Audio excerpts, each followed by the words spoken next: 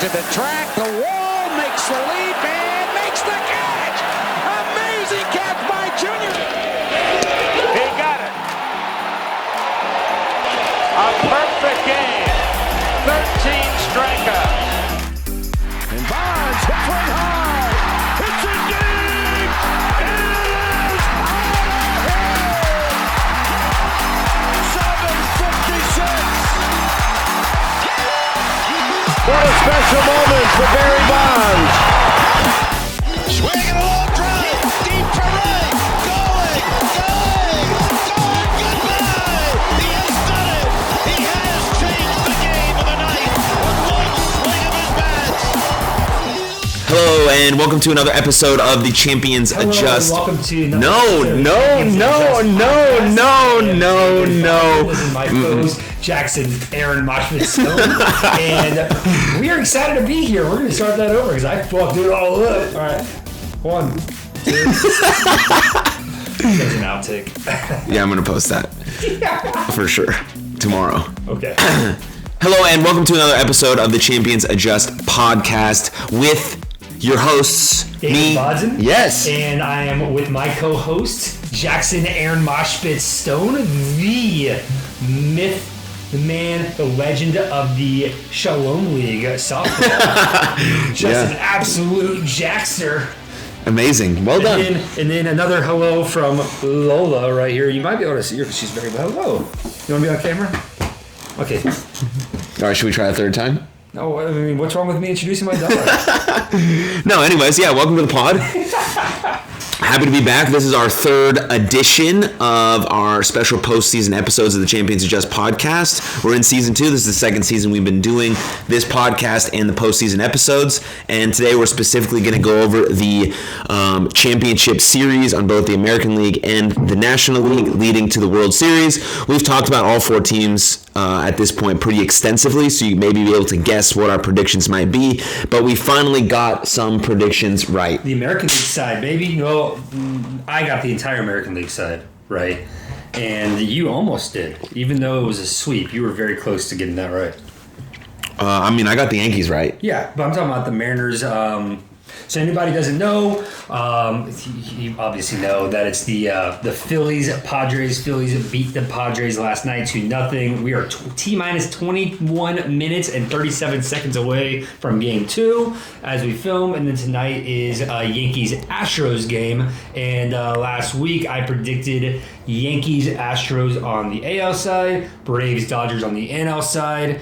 Aaron also had Braves and Dodgers on the NL side, but Mariners, Yankees on the AL side. And the cool thing about that Mariners-Houston game is that a couple pitches here and there, and it really could have been Mariners, Yankees. I texted my cousin Trey, who's a big Astros fan, and I said, I think this series is going to be the best series of all the LDSs. And he says, well, I hope not. I said, listen, it doesn't have to be a long series to be a great series. Think about that. It doesn't have to be a long series to be a great series. Right. And it wasn't a long series. It was a 3-game sweep. But holy cow, was that a great series. Yep. I mean, I love the Mariners. I'm impressed with their whole season. Clearly, I picked them to move on to play the Yankees. I was wrong because the Astros are very dominant right now. Oh my God, are they good? And they did not trip up like everybody else did with the extra week. Right. They really, I mean, they were like, okay. The last 5 years, they've been just in every big game. This is their 5th straight ALCS. So, and they really want to not rewrite, that's the wrong word. They want to kind of get the 2018 World Series off of people's domes. Yes, and I am, for one, I'll say it here, I was one of the strongest critics of that team when it happened. I was so beside myself. Like, you guys cheated, you don't deserve this, don't do that or that. It's been 5 years. There's one player left in that team who was part of the cheating scandal, and that's Alex Bregman, who by all accounts is kind of a jackwagon anyway. Not like the nicest person, from what I've heard.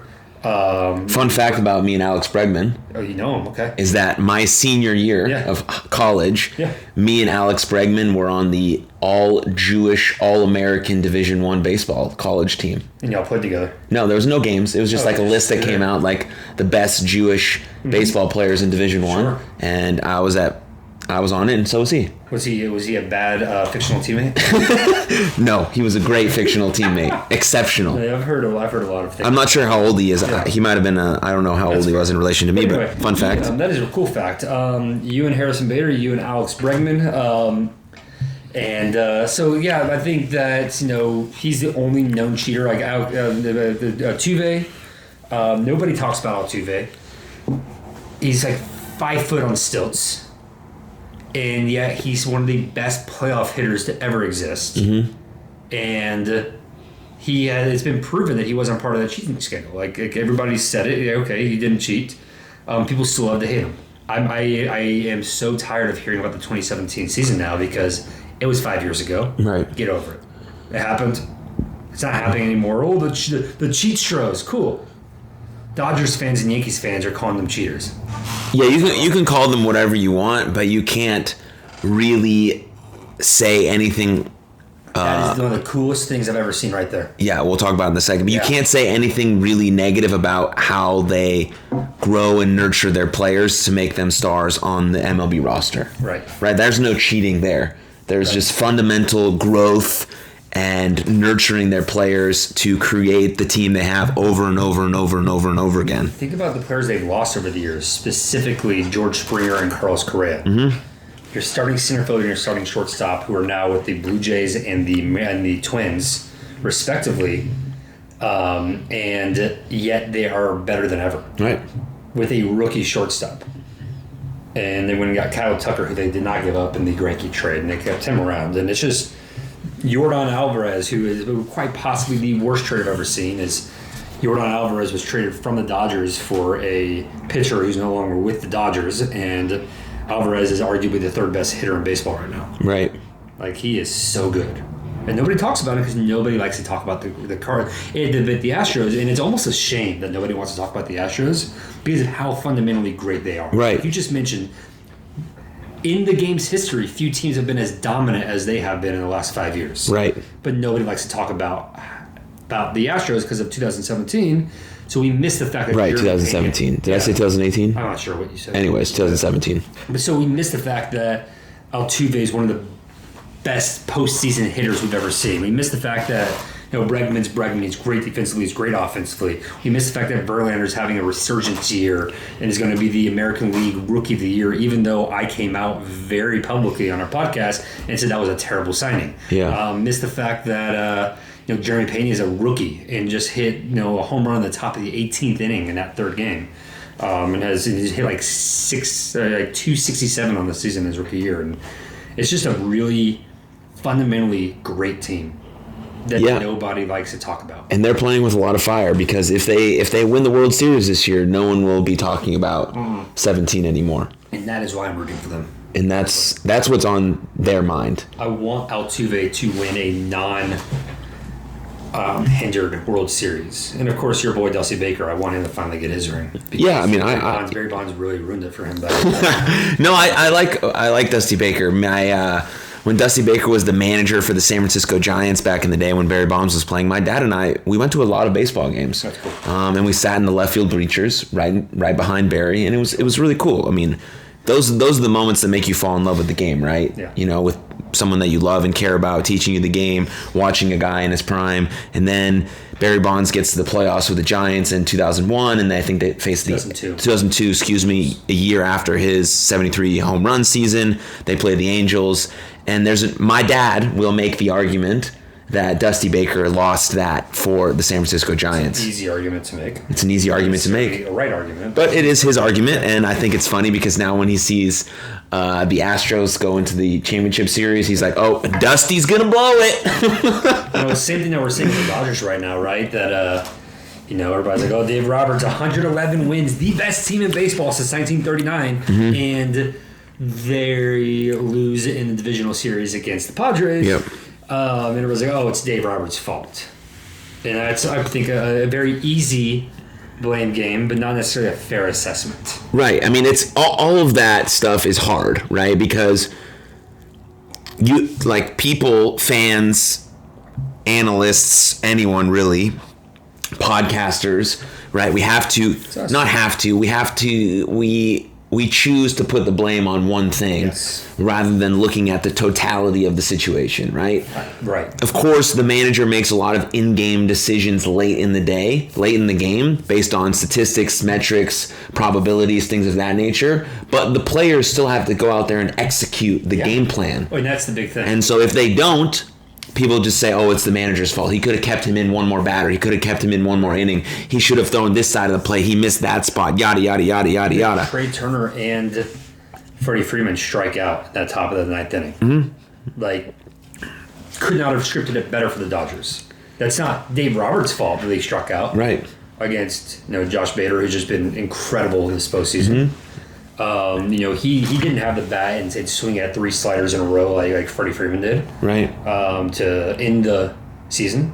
That's not the manager's fault. No. I always put it this way. I was a student manager for the University of Arizona football team for a couple of years, and I was on the sideline for some heart-wrenching losses. And I'll never forget.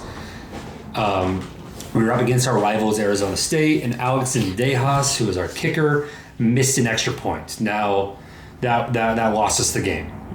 It was the replacement right guard who missed the block that forced that, but nobody looked at the guard missing the block. They looked at the kicker who got a kick block. Mm-hmm. But then you look back at why was this even a situation? Well, our starting run back had fumbled the ball twice inside their own 5-yard line, our own 5-yard line, creating 10 points for them. Mm-hmm. That's not the kicker's fault that 10 points were scored. Otherwise, it would have been a 10-point win. Right. The kicker wouldn't have been in this situation anyway. Exactly. And I tell that story because it's so easy to look at last year. Alex Reyes went on the mound, and Mike Schilt lost his job because of this. Alex Reyes came on the mound after a bad second half and gave up a game-winning home run to Chris Taylor that put the Cardinals eliminated and won the game for the Dodgers. And everybody's like, oh, what are you doing, Mike Schilt? Well, let's look at the last 3 innings of why that's a situation anyway. That's not necessarily Mike Schilt's fault. That's not Alex Reyes' fault. Yeah, of course, Alex Reyes left the hanging slider. But let's look at the rest of the game and how this could have been avoided. Mm-hmm. About the error in the 3rd inning. I'm not saying there was one, but say there was an error in the 3rd inning that occurred. If that doesn't happen, then we're not in this situation in the first place. Yep. Looking all the way back. There are many moments throughout the game that create the end result of the game. Yes. It's the same thing with your life and daily habits, right? You want to look at where your life is going to end up, you got to look at what you do every day, your daily actions, your daily habits. And that translates exactly onto a baseball game or whatever game, sport you're playing. There's 9 innings of baseball, and a lot happens between the first pitch and the very last pitch, the first out and the 27th out. And yes, we like to look at the field goal kicker who missed the point with 1 second, the kick with 1 second left, and say that game is on him. Right. Or the coach made this call and that game is on him. Or the closer gave up 2 runs and gave up a walk-off home run. The game is on him. Yes, specifically in that moment, in that one-on-one battle, or in that moment, yes, they did have a mistake. Yes. But the game is not their fault. Right, it's a team game with a lot of things that happen throughout that create micro moments create the big moments, and they compound and aggregate over time to create the end result, whatever that may be. And so we tend to overlook all of that stuff and just see what's right in front of us. Like, oh, it's Dave Roberts' fault. He's had the best team in baseball for the last 5 years, and he's only won 1 World Series, and that was in the COVID year, and it's maybe he didn't really win it. Mouse World Series. Right, and so He's put together a really good team. He's obviously created a really good culture there. Freeman's in that. And all that stuff. And so, I mean, you can do whatever you want with him. I'm not the LA Dodgers general manager, so I'm not going to make that decision. But I think they have to look at the overall broader view of the situation rather than just saying they lost, his fault, he's done, let's move on. It's such an easy argument to make, and it's low-hanging fruit. Mm-hmm. It's so nuanced and so it's an inaccurate statement when you say, oh, it's this person's fault that a team lost. No, it's not. It's not. It's really not. And you can even look farther than that. What did they do the week of, the day of, that preparing for this? Did they do their normal routines? Did they have the same amount of sleep and food? Were they well rested? Was something happening at home? All of these things matter. You never know. I'm not saying that's an excuse. It's not an excuse. but it is a reason that we can look at to have further argument and further conversation about a topic that just isn't like, it's his fault, it's done, let's move on. And all of that stuff is relative. Like, somebody had told me yesterday in like the 8th inning of that Cleveland Guardians New York Yankees game, the Guardians decided to just be terrible all of a sudden. Well, no. It's a Game 7 situation with a bunch of 20 to 23-year-olds, and the pressure got to them. That extra night of sleep after that rain delay postponement, that really does affect you heavily. Like, yes, you spend all day, you're going to the Bronx, Game 5, winner take all in front of a sold-out crowd. Let's get going. Right. Hey, by the way, we're not going to play this game. Right. We're going to play it tomorrow. Deflated. Go back to your hotel. You're not home. You're going back to your hotel, and you're probably not sleeping very well. And you have to wake up and get pumped up all over again and get that adrenaline moving all over again for a day game. And it's harder. Right. It's hard to do, and it's so much easier to do at home. I would argue, who knows who would have won Game 5 if it had played the day it was supposed to be played. Mm-hmm. But the home team has a significant advantage once you have to go home and then come back do it again the next day without doing it. Right? That is a significant advantage to the players who get to go back to the comfort of their own home. Yeah. Whether it's a loft they rented for the year or if it's their actual home with their family, it doesn't matter. It's not a hotel. Yeah. It feels more like their space. Correct. Where they can actually feel like they can rest. And psychologically, that has a huge impact. It does. And so it's not like the Guardians just didn't decide they didn't want to play. No, the guy, and that was what I thought was the biggest mistake of that game for Terry Francona, is he took the starting pitcher who was ready to go Monday night and he threw him Tuesday. The Yankees didn't do that. The Yankees are starting the guy who was supposed to start on Monday today in the ALCS, and Nestor Cortez went instead. But the Guardians had other options and said, you know what? You were so fired up for this game last night. Let's see if you can match that same intensity the next day. Mm-hmm. That's so hard to do. And far be it for me to question a Hall of Fame manager. Sure. A great person, a great coach, Arizona baseball alumnus, and just all around a Hall of Fame, future Hall of Famer. But how hard is it, and I'm asking you because this is your expertise, how hard is it to mirror your intensity when you have to go into a hotel and then try to dig down and get it the same way the next day with all the nerves that are involved in a winner-take-all in New York City, in the Bronx, for a team that is the youngest team in baseball? It's incredibly hard. It's like you, as a pitcher, specifically a baseball pitcher, you have a distinct routine that you follow the whole year. Right. Because you know exactly when you're going to throw the baseball every single week. Right. As a starter. It's a bit different as a bullpen guy, and that psychology is much different. That's why it's really hard. Yes. Both are really hard, yes, but it's a little bit less hard to be a starting pitcher, psychology-wise. Right. Okay. Because you have a distinct routine. I know I'm going to prepare this, and this. I start here.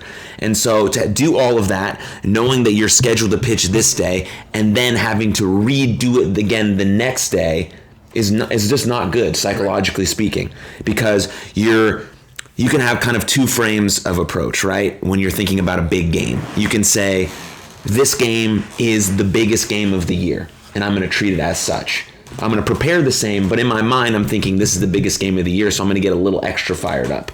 Or you can think of every game as the same. Right. I like the second approach because I think it keeps you grounded. I think it keeps you level-headed. I think it keeps you present because it's just another baseball game that you've been doing since you were 8 years old. It's just more people are watching. Yes, there's money and there's stakes and there's people's livelihood on the line, but you can't think about as that's happening. No. You're more likely to think about that if you view it as the Super Bowl, as the World Series, if you're going out there and you're putting the whole world on your shoulders. Prime example.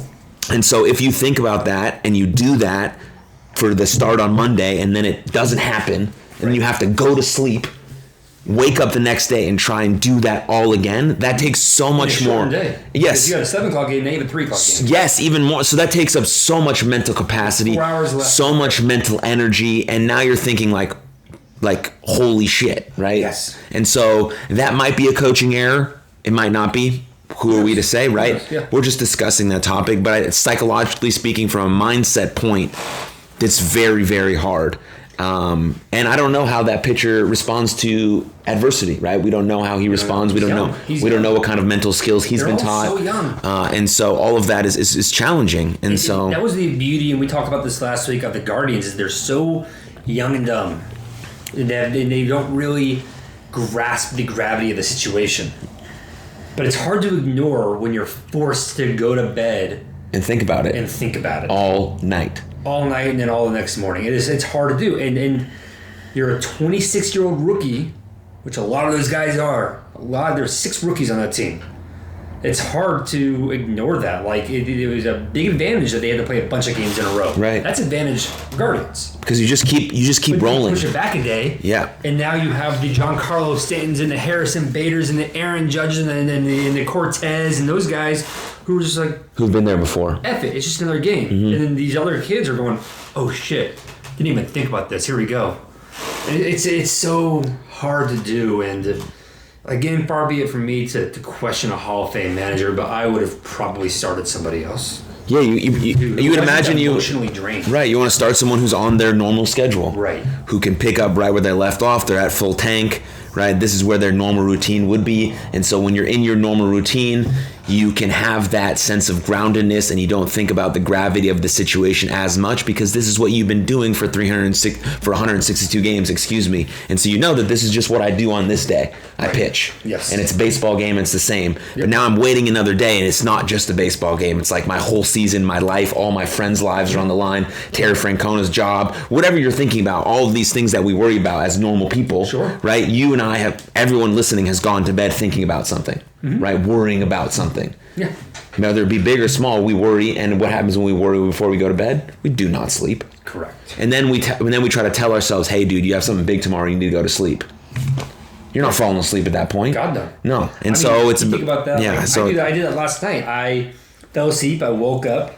And then I was trying to fall back to sleep, and I was like, all right, I got to wake up in 2 hours. All right, got to wake up in 1 hour, 45 minutes. All right, got an hour and a half to fall asleep and wake up. And I finally did fall asleep after an hour. I got an extra hour of sleep, which is, as you know, somehow worse. Right. I'm somehow more tired than if I had just stayed awake the entire time. And I didn't have to wake up and play a winner-takes-all game. Right. I had a contract negotiation and a couple trainings and a meeting with you today. That's what I had on my docket. So my anxiety does not match that of a guy who was going to start and is going to start again. It might not match it, but it still means something. Oh, sure. Right? But, it still means something. It's just if it's that bad for me, imagine what it is for somebody else kind of thing. Yeah. And so, speaking of sleep... Yeah, let's talk about sleep. For those watching, sleep is the most important thing. The numbers say that the most elite performers on the planet, on average get 8 hours and 36 minutes of sleep per night. 8 hours and 36 minutes. I want everybody who knows me to hear that again. The most elite performers get on average 8 hours and 36 minutes of sleep. So me saying I need 8 hours of sleep every night, and you're like, come on, you better know. I got to be an elite performer. Yeah. I love getting 8 hours. And last night, I fell asleep at 10. And I knew just about 4 to 5 o'clock in the morning, the baby starts waking up again to cry. And to he wakes up at 2, and Lulu does that one. And then the baby wakes up again 3 hours later, usually around 5. And that gives me 7 hours of sleep right there. That is tremendous. Yeah. If I can get somewhere between 6 and 7 and then go back to sleep, get 2 more hours, then we're good. Right. Sorry, I didn't mean to interrupt you on that, but I was just very excited to hear that. No, it's the most important thing, and I get kind of heated about this subject because a lot of people will talk about how you need to grind, and if you get more than 6 hours of sleep, you're a fucking pussy, and you should work harder, and you should work harder, and you should work harder. Well, that stuff is nonsense. It's not backed by science, and it's not backed by research, and it's not backed by actual data. So when you're thinking about working hard, you want to be at your best, right? You want to be at your fullest energy at your best. And yes, I understand that days vary, and sometimes we get a little bit more sleep than it is, sometimes we get a little less. But if we can aim for 7 to 9 hours of sleep and fall somewhere in the middle, then we will be at our best. And so if you really aim to want to work hard and show up as the best version of yourself every day, then your sleep and rest protocols are just as important as your grind, right? So if I'm going to grind, then I'm going to grind with full energy. I'm going to go hard while I'm doing the things I'm doing at practice, at school, in the weight room, doing negotiations, making deals, being with my family, having deep love. All of that stuff I'm fully energized and present for because I worked just as hard at my sleep and recovery so I can show up day in, day out. And so if you hear people on TikTok, Twitter, Instagram saying that if you sleep more than 6 hours, you're weak and you're lazy, those people are people you should not follow anymore, or you should listen to maybe their longer form content and explain why they think the way they think. But based on research and data, if you get 7 to 9 hours of sleep a night, you are fully recovering, your brain is healing, it's regenerating, it's growing, your body is growing and recovering, and so then when you wake up in the morning, you feel refreshed and you can get the fuck after it, which is what it's about, but you can't get after it unless you are fully recovering, and that's the end of my talk. Boom. So I wanted to say that. I love it. Okay, let's I have a few things to discuss before we just end with our picks. Yeah, because those are easy. Great. But you just saw the Nola brothers about to suit up for the first time in postseason in Major League Baseball postseason history. A brother will face off against a brother as a pitcher and a hitter.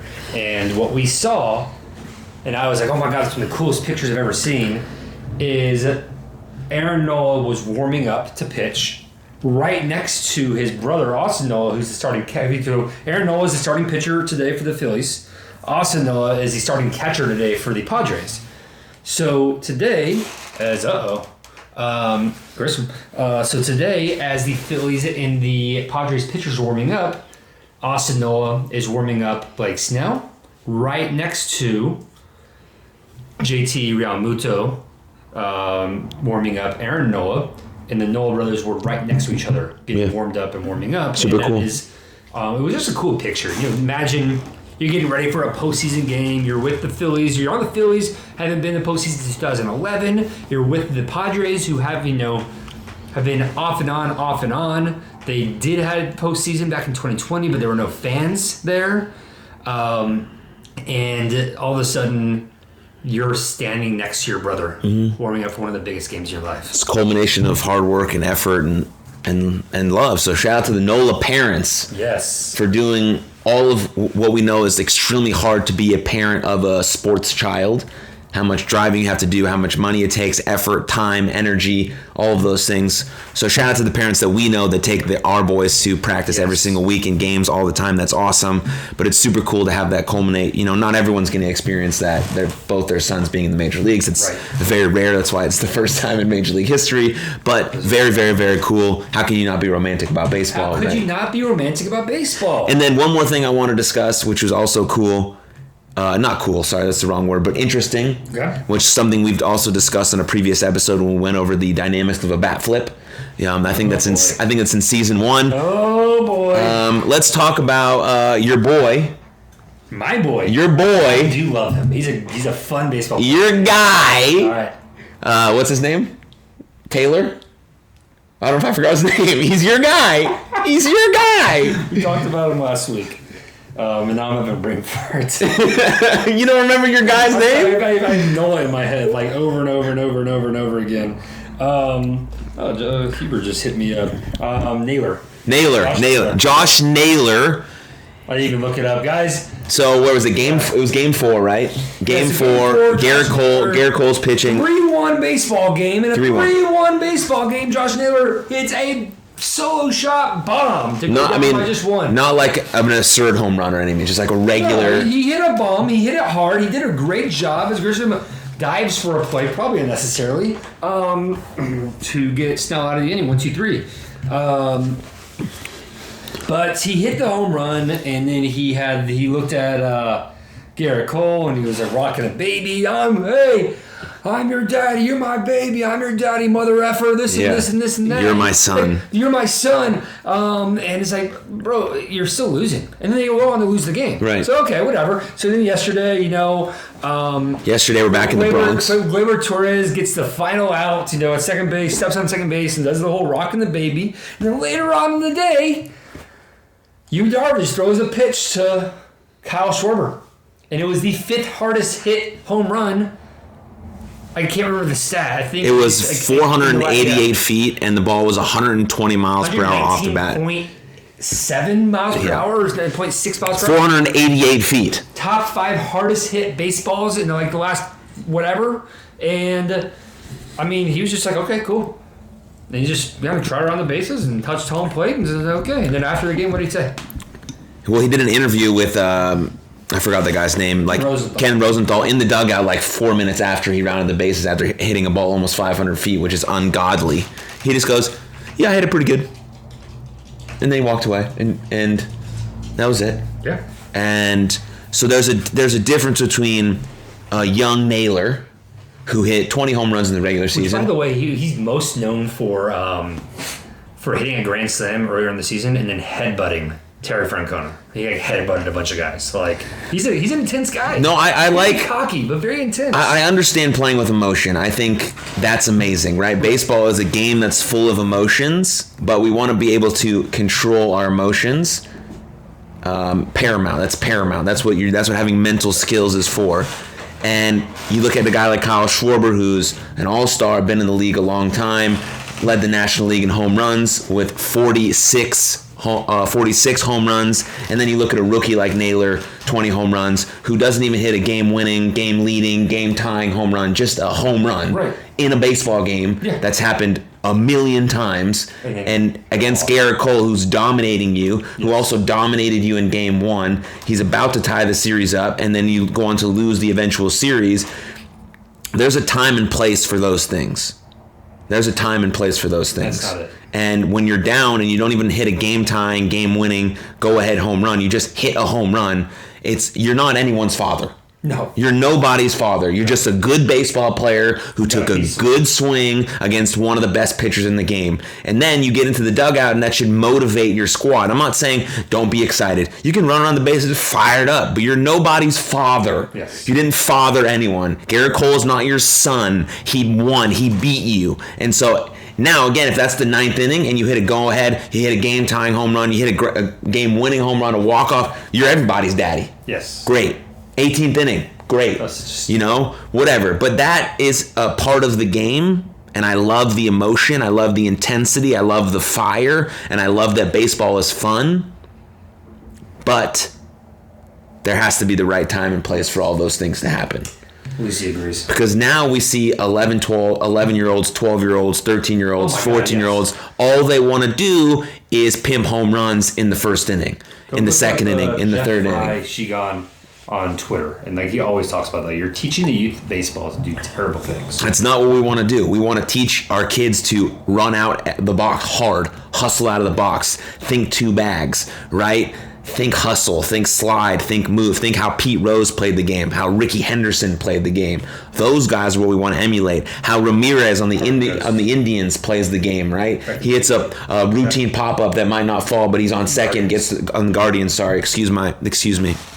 We want to emulate those guys. And I'm not saying, again, there's a time and place to get excited. Baseball is an exciting, emotionally driven game where there's a lot of pressure, there's a lot of intense, close moments, but we want to pick and choose those moments correctly in the moment, especially if you're going to claim to be someone's father. You were fired up about this. Yes. I was expecting a 20-second blip. No. No, you are. My Lucy, who was just on here, was shaking, so I picked her up because you were so intense about it. I love it. But then watching that Kyle Schwarber bomb was like, God, it's incredible. There's no better. I just don't know if there's a better feeling in the whole world. 61 and 62. Yeah. And you just trot around the bases. He smiled a little bit. Albert Pujols hit 699 and 700, and 699 just kind of trotted. 700 was a little bit more excited about it because there's a celebration for him. People were celebrating for him, but he still trotted around the bases pretty quickly. Right. And then Josh Naylor. So Josh Naylor, you do you, baby. Whatever you want to do. This is just my random. Baby, man. This is just my random opinion on a podcast, but When you become a more mature baseball player and you've been in the league long enough, I think you're going to kind of understand some of the dynamics of the game a little bit better, especially going against a guy like Garrett Cole, who after the game in the post-conference just goes, yeah, it was kind of funny. I don't care. I like his response. I don't care. And it was also really cool to see Garrett Cole pitch 2 really good games in the playoffs because he hasn't been a playoff pitcher. He's always had really, really strong regular seasons, and it was cool to see him dominate in the postseason. I did really like, who was it? Tom House said this yesterday. I'm going to pull it up. Okay. But, I'm a big fan of Tom House and a lot of what he posts. And we love Tom House. And what he said, it was 2 days ago, Garrett Cole threw 110 pitches in that game 4. And the next day he got to the park and said, hey, I'm ready to go. And what did Tom House say about it? I've retweeted a lot of stuff since then. I saw that tweet. Yeah, what he said about it was basically, because I'm having a heck of a time finding it. Oh, here it is. Health is the number one priority. Yep. But if you're 32, you've signed a $324 million contract, just won your Game 4 ALDS start and threw 110 pitches, you are allowed to take the informed risk and say you're ready to pitch the next day. Mm-hmm. Garrett Cole is that guy. Yeah, he's allowed to do that. He knows his body. He knows his arm. Mm-hmm. He threw a ton of pitches. His 110th pitch was 98 miles per hour. Yeah.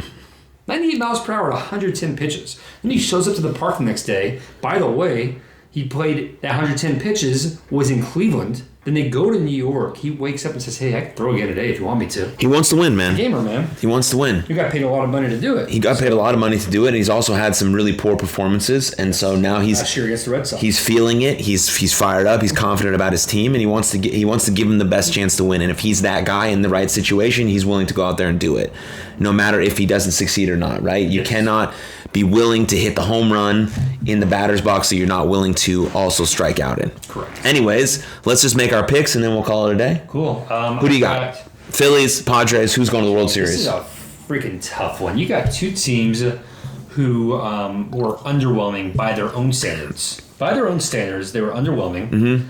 You got one team that has an insane amount of star power with Soto, Machado, starting pitcher. You have Blake Snell on the mound right now. He's not even their ace. Darvish, who is their ace. Darvish is only getting better with age. Only getting better, man. He's 36 and he's throwing 97. So good. Anyways. And then on the other side, you have Bryce Harper and JT Realmuto. Schwarber, Castellanos, Hoskins. You got Aaron Nola, Zach Wheeler, two of the better starting pitchers. Zach Wheeler, dude. He just wheels and deals, all pun intended. It's so hard to predict. Threw 82 pitches in 7 innings last night. His curveball is... He threw a 5-pitch second inning. Noah's curveball is insane. Or was this 5-pitch second inning? Second and third inning were 8 and 5 pitches. Yeah, it was second inning. It was second inning, 5 pitches. I just got home and turned the game on. Okay, who do you got? I'm going to cheat because I've already seen game 1. Mm-hmm. I'm going to go Phillies in 6 because they're going to play 3 games in Philadelphia and that place is going to... Unglued. It's going to be unglued. Yeah.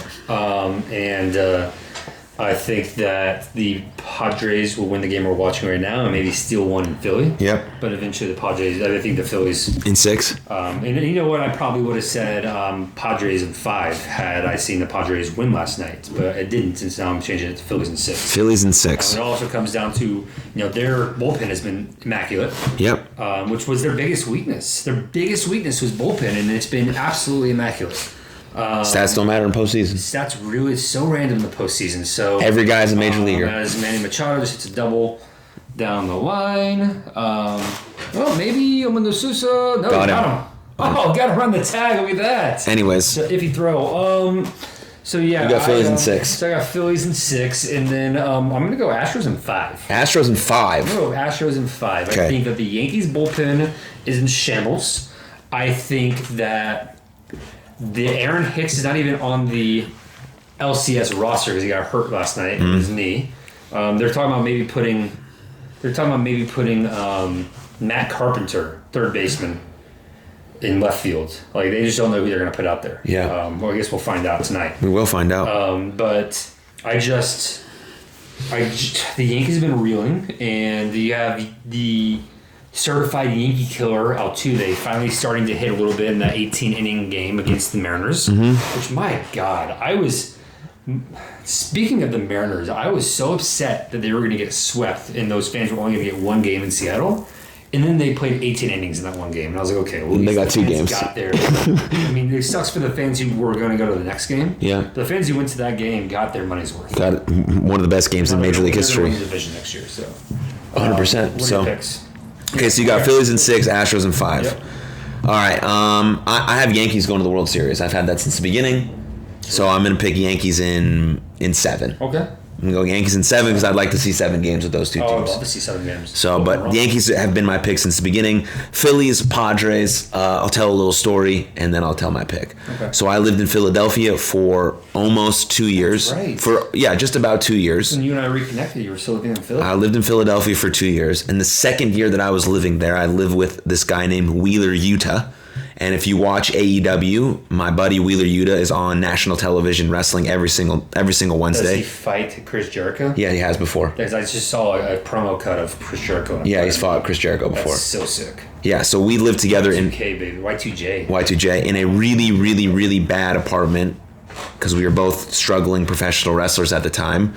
And he is a die-hard Phillies everything fan. His favorite sport is baseball. And so he loves the Phillies, loves the Sixers, loves the Eagles. And so while I live with him, he's one of my best friends in the whole world. I love him to death. And so he went to a few playoff games. He's going to go to a few more in Philadelphia. And so I say all that to say that I'm hoping the Phillies win because I love my boy Utes. And I'm proud to see him on national television wrestling guys like Chris Jericho and Bryan Danielson and all these things when we had dreams of doing that when we were living in this really bad apartment in Philly. And it's possible your dreams can come true. They do come true. It's like keep going, keep hustling. It's unbelievable. And so I go Phillies in 6. Phillies in 6. Yankees in 7. Phillies, Yankees, World Series. Let's get after it. Cold baseball, baby. That's actually true. We got it's funny. Could be warm baseball. Could be cold baseball. If it's Padres, Astros, everybody's gonna be chilling like a villain. And then if it's, imagine it being Padres versus Yankees or Astros versus Phillies. Yeah, there's a lot of weather options. Warm weather guys are gonna be frozen. But if it's Phillies, Yankees, advantage, man. That's cold. That's another reason to think about the Phillies. They're going back to Philly where it's been cold for like a month. It's really hard to play baseball in the cold. 91 degrees right now in San Diego. It's really hard to play baseball in the cold. 91, especially if you're not used to it. 91 degrees right now in San Diego, and in 2 days, nice pitch. In 2 days, they're going to be in Philly where it's going to be not 91 degrees. No, it will not be 91 degrees. Anyways, those are our picks. We will circle back for a World Series episode. And then we'll see where the podcast goes from there. But we're actually kind of getting on a pretty good schedule every week. So we're going to do this every week. Maybe Special shout out to James Massengill, who does listen to us all the time, and he loves our banter. Oh, sweet. So love you, James, Jimmy Jams, and appreciate you listening. Yeah, we appreciate everyone who listens. Check out the website, champsadjust.com. Drop us a like and review on YouTube, Spotify, Apple. Mindset program is available. Merch is available. New merch coming out. Yeah, we got new merch. Everything's good. Everything's on the website. If you subscribe to our newsletter, you get notifications about everything. Websites, newsletter, podcast episodes. Everything is at champsadjust.com. But we appreciate it. We'll be back soon. And lots of love. Love you.